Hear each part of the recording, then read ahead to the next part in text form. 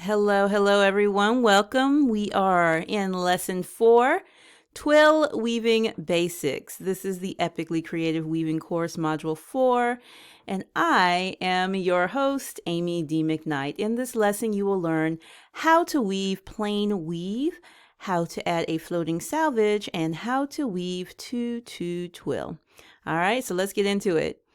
How to weave plain weave. So, it's useful to weave a tabby or a plain weave header to spread the warp or to start your weaving. And so, it's useful to know how to weave plain weave. How do we do this? We do this by raising shafts 1 and shafts 3 together, or that would be Heddles 1 and Heddle 2 together. I recommend you mark your Heddles with shafts so that it doesn't get super confusing. Now, you can you're going to raise it together, you're going to lower it together, pretty much just like you would normally weave. You're just going to do it, but you're just going to put shafts 1 and 3 together, which will give you the over under for shafts 2 and 4. Because of how our loom is threaded, this should be familiar, as it's the same way that we wove fine cloth in the last module. Now, we're simply going to use shafts 1 and we're going to use the first and the second heddles together, shafts 1 and 3, as one to weave up and down. Now, are you beginning to see why having shafts 2 threaded on the third back heddle is advantageous? It puts the alternate shafts together. So 1 and 3, which alternate with 2 and 4, are together. 1 and 3 is together, 2 and 4 are together. That's kind of sort of why this threading works so well. So, how to add a floating salvage. When weaving twills, at times you will not catch all the threads in the pick, and you can get some long runs, kind of like what you see in the picture of unwoven edge thread. So, how do we avoid having this happen? It's by adding a floating salvage. So that ensures that there are not extended areas of unwoven warp threads on the edges, on the salvages of your weaving. So a floating salvage is the same color and weight of the warp that you're using. You can calculate and add it in the process of warping, or you can attach it later as we are doing now. So if you want to, you can always just add the floating salvage to your warp. These would go through the slot holes as they are just kind of floating there. They're just hanging out there. They would not, you want them to be able to float free. That's pretty much the bottom line. Or you can do what I'm about to do, which is you can attach them after and put them in a slot after you have warped up your loom. You need 2 threads as long as your warp, and they should be the same weight as your warp. We are using double threads, so I'm using 2 double threads. And pretty much since our warp is doubled, I'm using double threads. And then you're just going to thread one of each of the threads through the slots beside the first and the last warp thread in your weaving.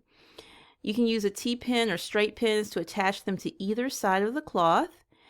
And then you're going to put something heavy. You can use a weighted object such as a binder clip or an S-ring to make sure that there's some weight holding them firmly. And then you're just going to hang it off the back of the loom. Pretty much, they're just going to hang out on the back of the loom. You're going to wind off more warp as needed, but you just want this. It's not attached to the warp per se. It's hanging out in the back. All right. So now that we got that done, let's look at how to weave 2-2 twill. So in 2-2 twill, and I'm going to refer you to Mr. Zanikis's book. It's on page 14, where he really goes into this. So I'm just going to be giving you a general overview in this video.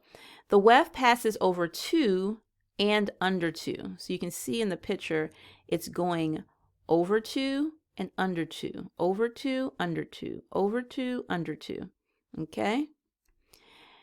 And it's going to produce a cloth that looks the same on both sides. So this is a reversible cloth that you make when you weave 2-2 twills. Whereas this and plain weave. Whereas with some of the other well, not totally plain weave anyway, tangent. Whereas some of the other types of twills, they're actually the mirror opposite when you flip it over. The other twills, yes.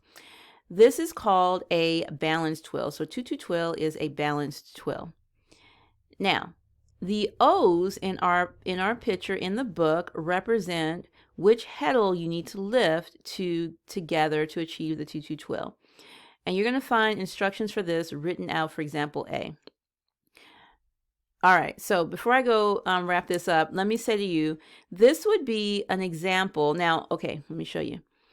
And right here, you see that these 1, 2, 3, 4 columns, those are the lifts for your 2-2 twill. You may find it helpful to go ahead and just write out what these stand for. So for example, in this first pick, we're going shafts 1, shafts 4. In the second pick, we're going 3 and 4. In the third pick, we're going 2 and 3. And in the fourth pick, we're doing 1 and 2. It might be useful just to write these out. Don't worry about the tie up, because we don't worry about that. So that little square in the upper right hand corner would be empty. You would just write these out. So you'd write 1, 4,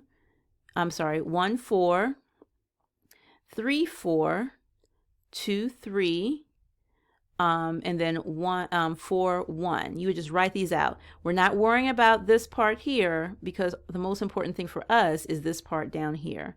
So this would be a good example of what you might want to write out in order to be able to better understand what you're supposed to be doing in a given pick. It's not so much having to completely translate and make weird ups and downs like you have to do with the other method. You're just writing it out longhand what the picks are. So instead of needing to, keep going and referring to what these dots are where they happen to be, you just have it written out across as you go down. That's just something that you can do when you're starting out.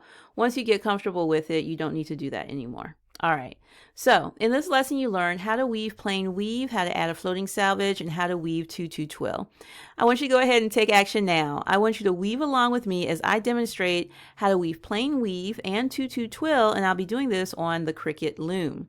Also, I always want to invite you to consider joining my weaving community. It may or may not be open at this time, but if it isn't, just go ahead and join the wait list, and you'll be the first to know when I open the doors again. And if you haven't already, go ahead and download and print out the Expanding Your Options game board and fill it out as you go. Hashtag creative multi-shaft weaving on the social media. And yeah, let's see what you're doing. Check it off. The way to get things done is to know what you want to get done, and then make a plan to do it, and then check it off as you get done, so you know what you're accomplishing. All right, y'all, I want to thank you so much for watching this video. Please leave me a comment below. Subscribe. Why are you not already subscribed to this channel? Ring that notification bell and share this video. Caring is sharing. Share the video. All right, y'all, in the next lesson, we're going to learn how to weave 3/1 twill and how to weave 1/3 twills, and we're going to look at the 14 different lifts of 4 shaft style weaving. Can you believe that there are only 14 lifts that you need to learn? It's not 400 or 4,000, it's 14 lifts, and when you learn those 14 different lifts, you'll be able to weave whatever it is that you want in 4 shaft style. All right, y'all, I cannot wait to share these things with you, and I will see you in the next lesson.